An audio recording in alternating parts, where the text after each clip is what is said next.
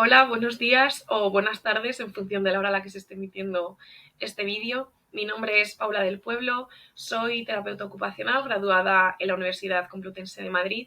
y junto a mis dos compañeras, Andrea Bolaños y Ana Aguilar,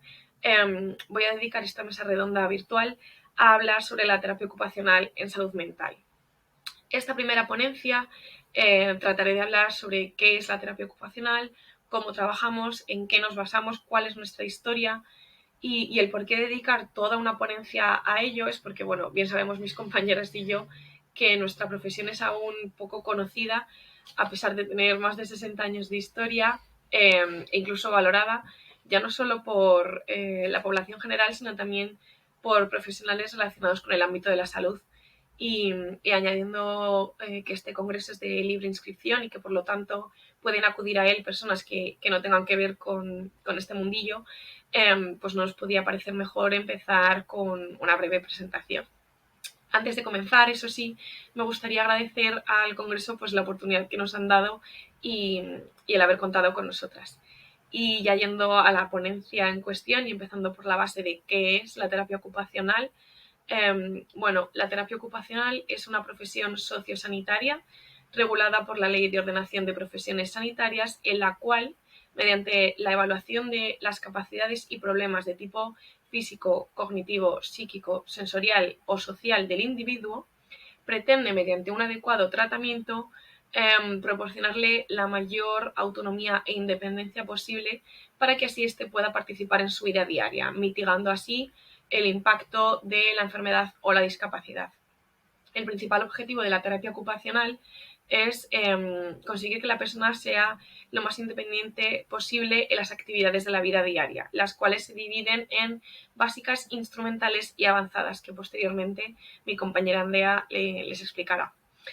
Nos encargamos de la promoción para la salud y el bienestar a través de la ocupación. Ahora bien, ¿qué es una ocupación? Bueno, una ocupación es entendida como toda tarea o actividad que realizamos en la que invertimos un tiempo y que son inherentes a la salud y al bienestar del ser humano, las cuales nos otorgan valor y significado y constituyen la definición del individuo. Es decir, una ocupación es todo, desde cosas tan obvias o tangibles como es el trabajar o hacer un voluntariado el fin de semana o pintar en mis ratos libres, a cosas tan inherentes al ser humano como son dormir o el descanso. Ahora bien, es necesario hablar de ocupaciones significativas, porque como acabo de comentar, todos estamos constantemente ocupados en algo, pero no todas las ocupaciones son igual de importantes, no todos realizamos las mismas y por supuesto no nos resulta igual de satisfactorio realizar unas que otras. Por ejemplo, para mí pintar resultaría una actividad muy significativa, que busque la mínima oportunidad para realizarla, que la disfrute, que me aporte cosas positivas. Sin embargo, para otro puede ser algo horroroso que jamás se plantea hacer en su rato libre, pues porque no le interese, le parezca una pérdida de tiempo, no sepa cómo hacerlo y por lo tanto se frustre. Es decir,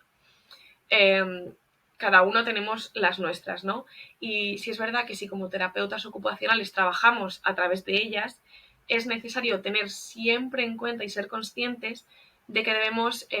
trabajar teniendo en cuenta los intereses y los valores de las personas con las que trabajamos para así poder plantearles un tratamiento que les satisfaga y que cubra sus necesidades, consiguiendo así una mejor adherencia al mismo. La terapia ocupacional emplea actividad de forma terapéutica para prevenir la enfermedad o la discapacidad, conseguir el mantenimiento de la salud o recuperar la funcionalidad perdida en las áreas de autocuidado, laboral, educativa, de ocio, de descanso, siempre y cuando, como comentaba, hubiese alguna problemática de tipo cognitivo, social,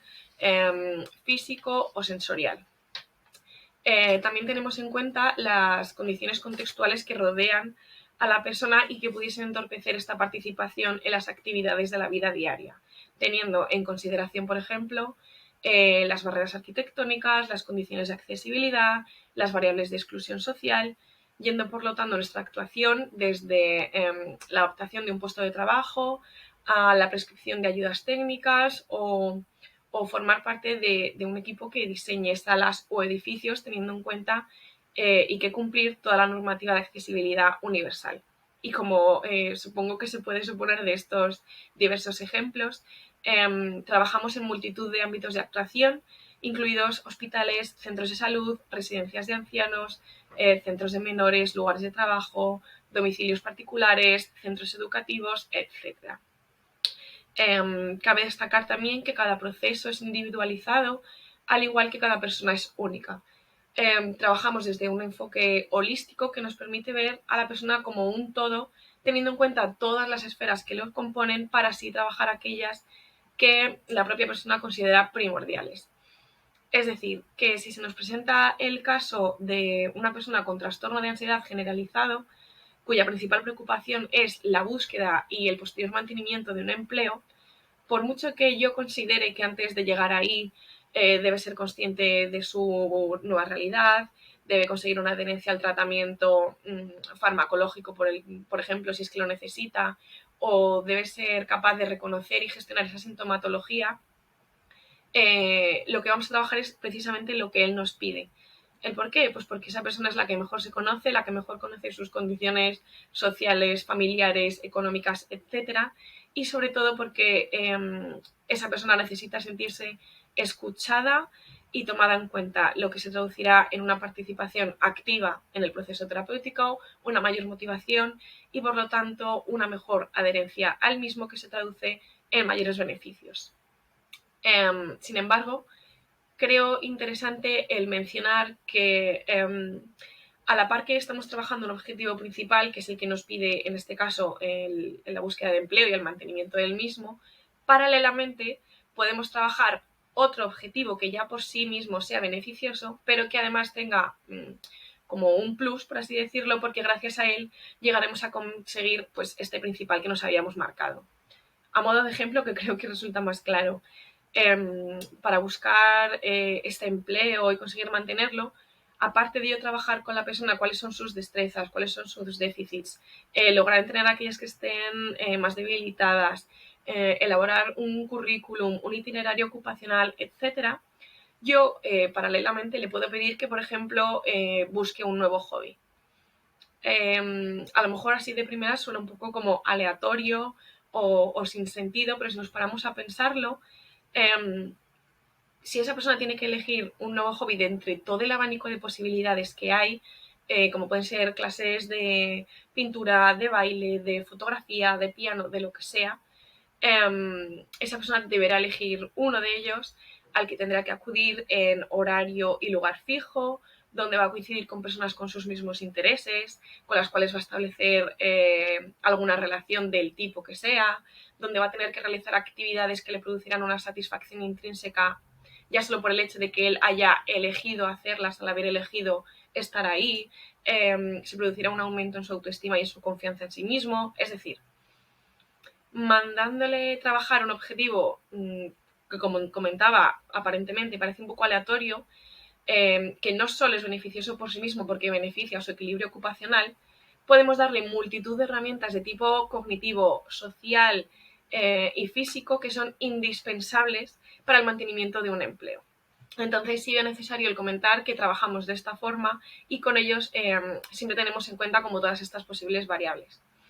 Ahora bien, a modo un poco como de resumen o respondiendo a la pregunta de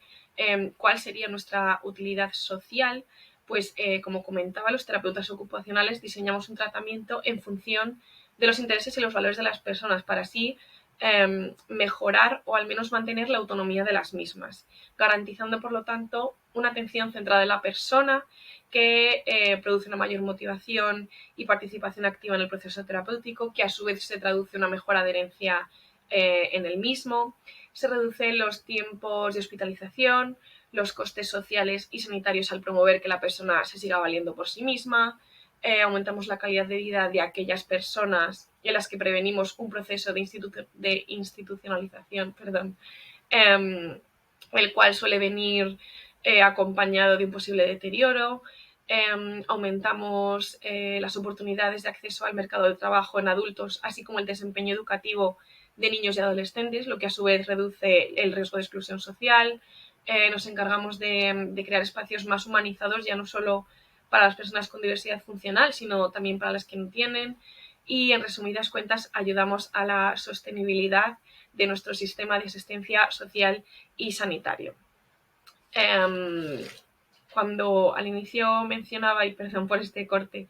que nos avalan más de 60 años de historia, hacía referencia al momento histórico en el que la terapia ocupacional se puso en el mapa, que venía a ser la Segunda Guerra Mundial. No es hasta este momento cuando la terapia empieza a meterse en el terreno científico, en el ámbito de la incapacidad física. Hasta este momento se empiezan a desarrollar diferentes técnicas, métodos o elementos como el análisis de actividad, los aparatos para medir el grado de movilidad o de fuerza, o el diseño de piezas que ayuden a mejorar estos últimos. Es decir, desde este momento hemos heredado gran parte del trabajo que realizamos hoy en día, como puede ser las actividades manuales y creativas como modalidad restauradora, el tener en cuenta los intereses, valores de las personas como para la estimulación de la actividad constructiva, el diseño de diferentes dispositivos para compensar esa discapacidad o el aprovechamiento de las destrezas existentes en la persona, así como el desarrollo de otras nuevas para mitigar el impacto de la patología. Como comentaba, esto fue a nivel internacional. A nivel nacional, bueno, la historia se remonta un poco más reciente, ya que no es hasta 1967 cuando aparecemos por primera vez en el BOE, adscritos como filial de la Escuela Nacional de Sanidad, siendo la Escuela Nacional de Terapia Ocupacional la primera de ellas, que además se va adaptando a todos los programas que rige la Federación Mundial de Terapia Ocupacional, conocida como la WFOT. Esta se mantiene en contacto hasta su validación final, donde consigue el reconocimiento, la validez internacional y los títulos. Sin embargo, no es hasta 1990 cuando los estudios de terapia ocupacional se reconocen en la ley de la reforma universitaria como título universitario de grado medio. La primera escuela fue la Universidad de Zaragoza, a la cual siguieron la Universidad Complutense de Madrid, seguida de la Escuela de Cruz Roja de Tarrasa o el CEU de Talavera de la Reina. Y ya habiendo abordado esta primera parte en relación con la terapia ocupacional, me gustaría pasar a la segunda para así también poder ir introduciendo la siguiente ponencia en mi compañera Andrea en relación a la salud mental, ¿no? Que para eso la ponencia y la mesa redonda en general era terapia ocupacional en salud mental. Bueno, en los tiempos que vivimos y con noticias que son desgarradoras cada día y cada vez más comunes, tales como el incremento del número de suicidios en nuestro país o el aumento de patologías como la ansiedad o la depresión, ya no solo en población adulta, sino en los jóvenes, por supuesto, sin olvidarnos de la pandemia que llevamos 2 años atravesando, creo que sobra decir que no hay salud sin salud mental. Cada vez somos más conscientes de ello y está más en boca de todos. Y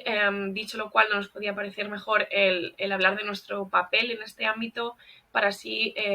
presentarnos como profesionales de gran valor en él y para poder formar así parte de un nuevo sistema que crea, luche, defienda y sobre todo apueste por la salud mental. Cuando hablo de nuevo sistema me refiero a que creo que a día de hoy la salud mental sigue muy estigmatizada, ya no solo por la población general, sino por los propios profesionales de la salud. Y es que diversos autores como Shepherd, Grove o Perkins hace no demasiados años hablaban de que estos, refiriéndose a nosotros, los profesionales de la salud, podían llegar a tener pobres expectativas sobre los logros que podían alcanzar sus usuarios de los servicios de salud mental, lo que venía a ser un escaso interés sobre las aspiraciones que estos tenían en relación a su vida. En cierta forma lo veo yo también así, creo que muchas veces somos nosotros los que más limitaciones ponemos a nuestros usuarios, alejándoles de sus objetivos, de sus esperanzas de vida y demás, y sin embargo, sin olvidar que, por supuesto, creo que el equilibrio reside en ajustar esos objetivos a su nueva realidad y situación, pero sí que creo que se deben priorizar todos los deseos que sean ajustados para así promover una participación activa del sujeto y dejar de verle simplemente como un sujeto pasivo receptor de determinados servicios. La trayectoria histórica de la asistencia en salud mental nos habla de grandes salas de laborterapia en los pabellones psiquiátricos, donde hombres y mujeres con problemas de salud mental realizaban tareas industriales o semi-industriales de manera rutinaria y mecánica. Esta transformación del hospital en industria se centró durante décadas en mantener a las personas con enfermedad mental ocupadas, arrastrando así el paradigma moral de Pinet, ¿no?, el tratamiento humanista, con la conceptualización ocupacional que aportó Meyer, el cual sostenía que una adecuada ocupación mantenía un buen balance entre la existencia, los actos y los pensamientos. Ahora bien, en todo este proceso de cambio creo que faltaba un ingrediente primordial, que era la inclusión de la comunidad natural dentro del proceso terapéutico, para que así conseguir que la persona sienta y sea capaz de desarrollar una identidad social y ocupacional totalmente saludable. A día de hoy, afortunadamente, esta idea de los pabellones psiquiátricos la vemos con cierta lejanía, pero sin embargo seguimos debatiendo sobre la pertinencia o no de diferentes tareas u ocupaciones como medio como fin para la recuperación o la rehabilitación, teniendo en muchas ocasiones a personas con enfermedad mental ocupadas en tareas escasamente significativas socialmente hablando y bastante distantes de los que luego la población general realiza. Es por ello que considero necesario el pararnos a analizar y a reflexionar sobre los factores implícitos en los procesos de evaluación, de recuperación, rehabilitación y desarrollo de competencias. Creo que el profesional sanitario puede facilitar al usuario el ser un agente de su propia vida ocupacional y social a través de la acción. Para ello el primer paso sería sustituir todas estas creencias o pensamientos negativos sobre sí mismos por otras más basadas en la realidad de sus posibilidades y sus capacidades. Sin embargo, hasta que este proceso no se produzca, no se podrán activar el resto de recursos que la persona tiene.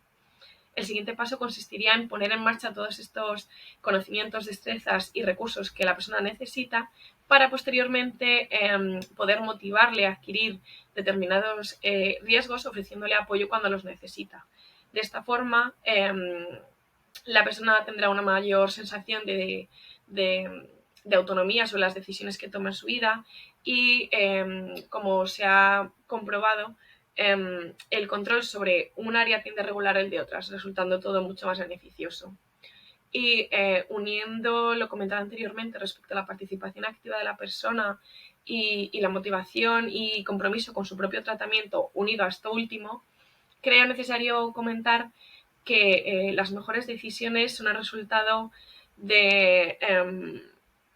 que la persona esté totalmente informada, de que se sienta segura y no limitada y sobre todo de que vea relevancia de las cosas elegidas en su vida personal. Sin embargo, las peores elecciones son el resultado de la tensión, la coerción, la inseguridad y la falta de información, de oportunidad y de relevancia personal. Me gustaría ir cerrando esta ponencia comentando que mis compañeras y yo somos 3 terapeutas ocupacionales, ya no solo comprometidas con nuestra profesión y la validez de la misma, sino con la salud mental. Luchamos desde nuestras diversas posiciones por eliminar o al menos reducir el estigma de la salud mental, por hacer promoción para la salud y por aumentar la calidad de vida de aquellas personas que de una forma u otra, tanto de manera profesional como de manera personal, acuden a nosotras. Espero haber conseguido que todos los oyentes conozcan, si es que ya no la vean, mi profesión, comprendan un poco más de la misma, apoyen nuestro papel y sobre todo crean en ella, crean en nosotras y por supuesto en la salud mental. Muchas gracias por su tiempo, espero que les haya resultado interesante.